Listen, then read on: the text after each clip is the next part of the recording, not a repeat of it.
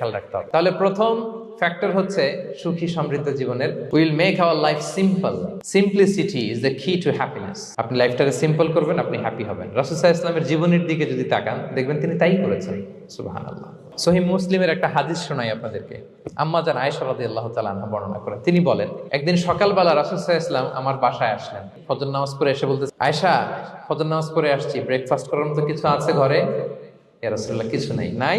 ঠিক আছে, আম ফাস্টিং, যাও আমি রোজা রাখলাম, রোজার নিয়ত করলাম। কত ইজি গোয়িং, কত সিম্পল বানিয়েছেন লাইফটা। আচ্ছা, আমরা হলে কি করতাম? একটু মিলাই নিজের সাথে।